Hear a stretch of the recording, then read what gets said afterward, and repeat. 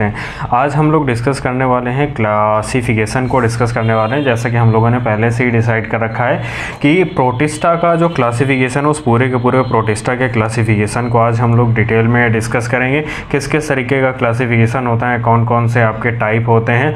तो जो भी आपका क्लासिफिकेशन है उसमें हम लोग बहुत डिटेल में नहीं जाएंगे। हम लोग क्या करेंगे कि जो हमारे क्वेश्चन एग्ज़ाम में हमारे ज़्यादातर पूछे जाते हैं हम सिर्फ उनको ही आज के वीडियो में डिस्कस करेंगे।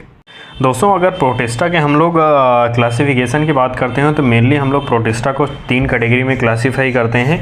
एक आपके कुछ प्रोटिस्ट ऐसे होते हैं जो कि एल्गी की तरह बिहेवियर शो करते हैं, न्यूट्रिशन उनका एल्गी की तरह होता है और कैरेक्टर्स भी होते हैं। दूसरे आपके फंगस की तरह पर होते हैं और तीसरे आपके एनिमल लाइक होते हैं। तो जो आपके एल्गी लाइक प्रोटिस्ट होते हैं उनको हम लोग 3 कैटेगरी में डिवाइड करते हैं। क्राइसोफाइटा होता है, डायनोफ्लैजिलेटा होता है और यूग्लिनॉइडा होता है। अगर आप नाम से थोड़ा सा यहाँ पर देखें तो क्राइसोफाइटा आपको थोड़ा कम समझ आ रहा है, डायनोफ्लैजिलेटा जिनमें 2 फ्लैजिला होंगे, यूग्लिनॉइडा यानी कि जो यूग्लिना वाला आपका है। तो इस तरीके से होगा। फंगस की अगर हम लोग बात करते हैं तो यहाँ पर स्लाइम मोल्ड और वाटर मोल्ड हैं, 2 कैटेगरी के हैं। और वहीं पर अगर हम लोग एनिमल लाइक प्रोटिस्ट की अगर बात करते हैं तो जूफ्लैजिलेटा, सार्कोडीना, स्पोरोजोआ और सीलिएटा, जो कि मॉडर्न सिस्टम में आपका जो फाइलम प्रोटोजोआ आता है। तो फाइलम प्रोटोजोआ का जो क्लासिफिकेशन है वो आपका 3rd पॉइंट वाला है। तो ये चीज़ आप याद रखिए कि 3rd पॉइंट वाला जो है आपका जूफ्लैजिलेटा है, सार्कोडीना, स्पोरोजोआ है और सीलिएटा ये आपकी क्लासेस भी हैं फाइलम प्रोटोजोआ की। तो इस तरीके से हम लोग जो किंगडम प्रोटिस्टा होता है उसको मेन 3 कैटेगरी में डिवाइड करते हैं, एल्गी, फंगी और एनिमल लाइक प्रोटिस्ट। और उनमें भी कुछ आपकी सब कैटेगरीज होती हैं। तो सबसे पहली कैटेगरी की अगर हम लोग बात करते हैं एल्गी लाइक प्रोटिस्ट, देखिए एल्गी वर्ड यूज हुआ है तो एल्गी से सबसे पहले आप ये समझिए कि जितने भी प्रोटिस्ट इस कैटेगरी में आएंगे वो सारे के सारे प्रोटिस्ट आपके फोटोसिंथेटिक प्रोटिस्ट होंगे, यानी कि उनमें क्लोरोफिल लाइक या क्लोरोफिल कंटेनिंग कुछ सब्सटेंस पाया जाएगा, क्लोरोफिल के तरह ही होगा या फिर क्लोरोफिल ही पाया जाएगा। ठीक है, तो उसकी वजह से फोटोसिंथेसिस की प्रोसेस होगी और फोटोसिंथेसिस के प्रोसेस के बाद में वो अपना फूड बनाएंगे। तो इस वजह से हम इनको क्या बोल सकते हैं, ऑटोट्रॉफ बोल सकते हैं। इनमें से जो आपकी 3 कैटेगरी हैं, 3 में से 2 कैटेगरी में आपका फ्लैजिला पाया जाता है और 1 में आपका फ्लैजिला नहीं पाया जाता है, ये आपको याद रखना है।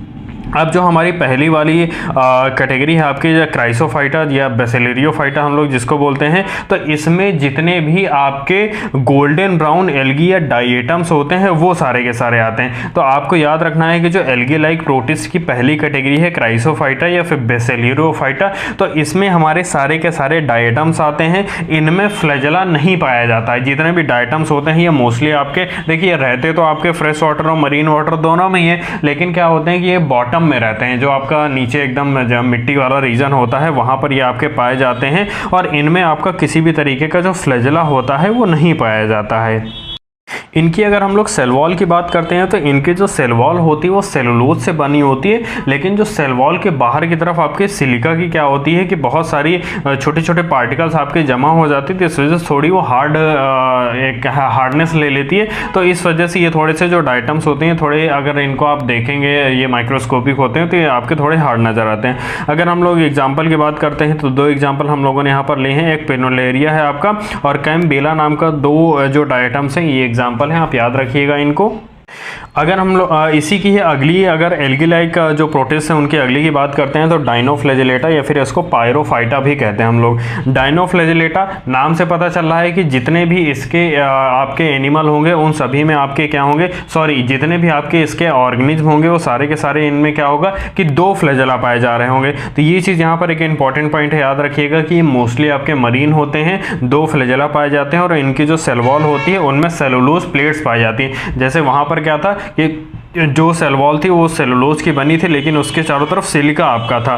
ठीक है, उसी तरीके से यहाँ पर आपकी सेलुलोज प्लेट्स पाई जाती हैं। इसके आप 2 एग्जांपल याद रखें, नॉक्टिल्यूका और आपका किरेटिनम, 2 एग्जांपल है, अच्छे से याद रखिएगा। नॉक्टिल्यूका काफ़ी ज़्यादा पूछा आता है।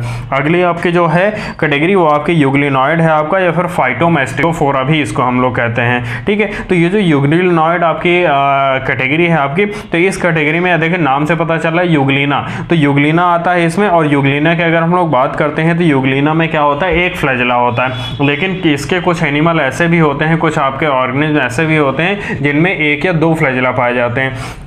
तो इनमें जो फ्लैजेला होता है, देखिए जिस किसी भी प्रोटिस्ट में फ्लैजेला पाया जाएगा तो फ्लैजेला के दो काम होंगे। सबसे पहला काम होगा कि वो फूड कैप्चर में हेल्प करेगा, और जो सबसे मेन इंपॉर्टेंट काम होता है वो लोकोमोशन का काम होता है। इधर से उधर मूव करना है, किसी भी तरीके का मूवमेंट हो, स्ट्रीमिंग मूवमेंट हो या फिर साइक्लिक मूवमेंट हो, किसी भी तरीके का मूवमेंट हो, तो उसमें आपका ये जो फ्लैजेला होता है ये हेल्प करता है।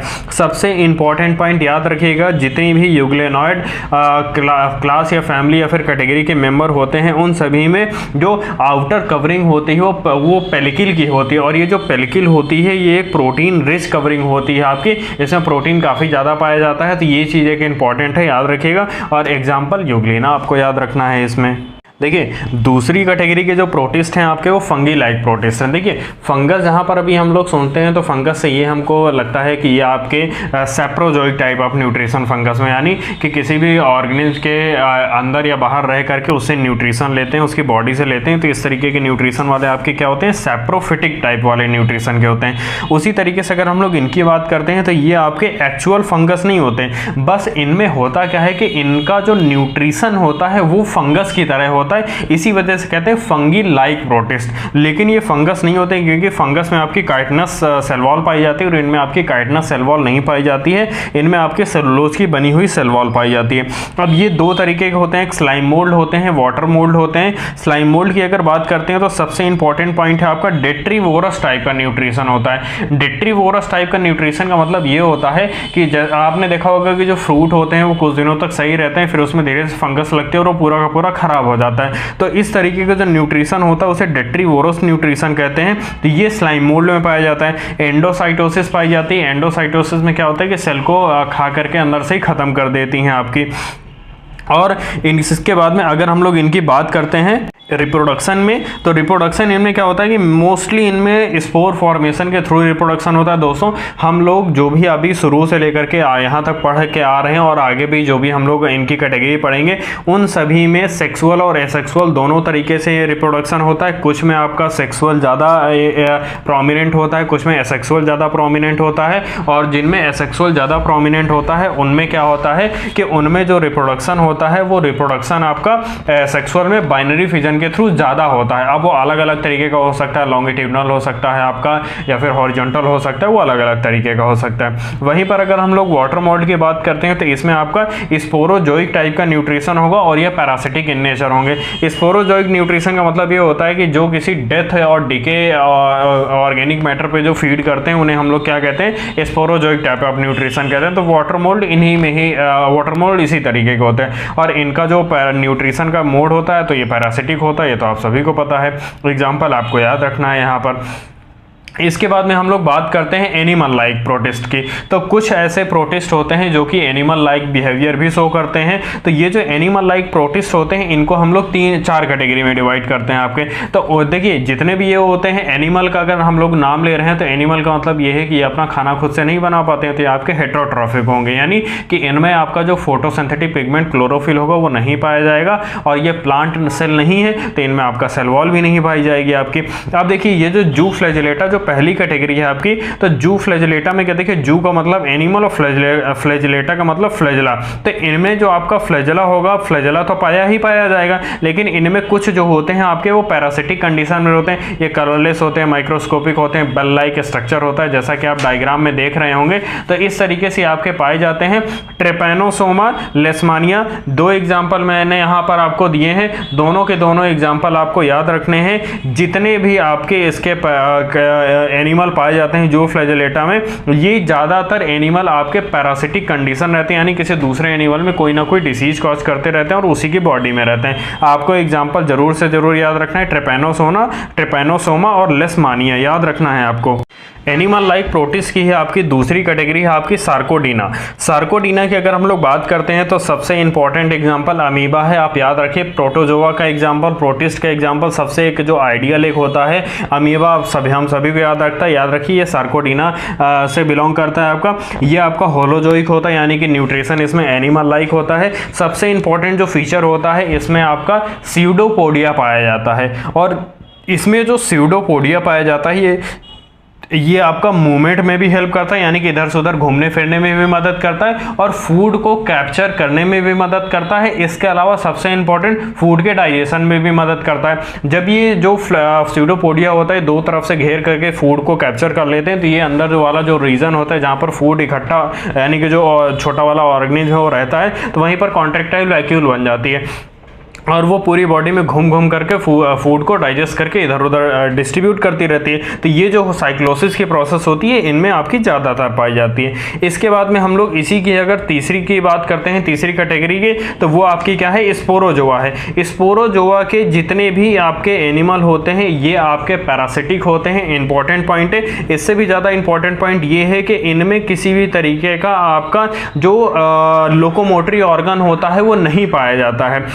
मोटरी ऑर्गन ना पाए जाने की वजह से क्या होता है कि ये जो दूसरा एनिमल होता है उसकी मसल्स या बॉडी फ्लूइड में रहते हैं और बॉडी फ्लूइड में रहने की वजह से क्या होता है कि ये इधर उधर घूमते फिरते रहते हैं। हम सभी को मलेरिया कभी ना कभी हुआ ही होगा, या फिर अगर जिसको नहीं हुआ तो उसको कभी ना हो, ऐसा मैं नहीं कह रहा। लेकिन जो मलेरिया का पैरासाइट होता है आपका प्लाज्मोडियम, तो प्लाज्मोडियम वाइवेक्स जो होता है आपका वो स्पोरोजोआ से ही बिलोंग करता है और उसकी जो इन्फेक्शियस स्टेज होती है वो स्पोरोजॉइट्स होती है। इस पॉइंट को आप याद रखिए कि स्पोरोजॉइट्स वो इन्फेक्शियस स्टेज होती है जो कि हम लोगों को मलेरिया कॉज करती है। और किसकी वजह से होता है, प्लाज्मोडियम वाइवेक्स की वजह से होता है। वो मलेरिया और भी कई सारे तरीके का होता है, वो हम लोग जब पूरा का पूरा ये डिटेल में आगे पढ़ेंगे मलेरिया के बारे में तब हम लोग वहाँ पर डिस्कस करेंगे। इसके बाद में हमारा सीलिएटा आता है। सीलिएटा की अगर बात करते हैं तो नाम से ही पता चल रहा है कि ऐसे ऑर्गेनिज्म जिनमें सीलिया पाए जाते हैं। तो ये जो सीलिया होते हैं ये भी फ्लैजेला की तरह, स्यूडोपोडिया की तरह मूवमेंट में भी हेल्प करेंगे और फूड को कैप्चर करने में भी हेल्प करेंगे। तो ये सीलिया होते हैं। सीलिएटा के जितने भी मेंबर होते हैं इनमें कॉन्ट्रैक्टाइल वैक्यूल और साइटोफाइग ये जरूर पाया जाता है। साइटोफाइग को एक तरीके से हम लोग बोल सकते हैं कि जो हम जैसे हम लोगों में माउथ होता है, तो उसी तरीके से जितने भी सीलिएट्स होते हैं तो सीलिएट्स में क्या होता है, इनमें साइटोफाइग होता है जो कि एक माउथ की तरह वर्क करता है, एक पाउच होता है, उसी में ही आपका डाइजेशन और वही बाद में जाकर के आपका पूरे के पूरे फूड का डाइजेशन करता है आपका, तो वो इंपॉर्टेंट होता है। एक इंपॉर्टेंट पॉइंट आपको और यहाँ पर याद रखना है कि जितने भी सीलिएटा होते हैं इनमें आपके क्या होते हैं, मल्टी न्यूक्लियस पाए जाते हैं। दो होंगे या दो से ज़्यादा होंगे। अगर दो होंगे तो जो एक बड़ा न्यूक्लियस होगा उसे मैक्रो न्यूक्लियस कहते हैं और जो छोटा होगा उसे माइक्रो न्यूक्लियस कहते हैं। और किसी किसी में क्या होता है कि जो माइक्रो न्यूक्लियस होता है उसका जो नंबर होता है वो काफ़ी ज़्यादा होता है। इस वजह से इसमें बाई न्यूक्लिएट और मल्टी न्यूक्लिएट जो प्रोटिस्ट होते हैं वो आपके सीलिएट्स में ही पाए जाते हैं आपके। तो दोस्तों ये सारी के सारे जो क्लासेस थी, जो कैटेगरी ये था, क्लासिफिकेशन था प्रोटिस्ट का, वो सारा का सारा हम लोगों ने डिस्कस किया। दोस्तों अगर इस पूरे के पूरे वीडियो में आपको कहीं पर भी कोई डाउट लग रहा है, कोई चीज़ आपको नहीं समझ आई है, तो आप उसको कमेंट बॉक्स में ज़रूर बताएं। मैं आपके सारे के सारे डाउट्स क्लियर करूंगा। और अगर कोई सा भी पॉइंट छूट गया है तो आप भी उसको कमेंट बॉक्स में डालें, मैं उसको भी आपको कवर करूंगा। और वीडियो अगर आपको अच्छा लगा है तो वीडियो को लाइक करें, वीडियो को शेयर करें और हमारे चैनल को सब्सक्राइब करें। सब्सक्राइब करने के बाद में बेल आइकन जरूर प्रेस कीजिएगा, जिसकी वजह से हमारे हर एक वीडियो का नोटिफिकेशन आप सभी लोगों तक पहुंच सके।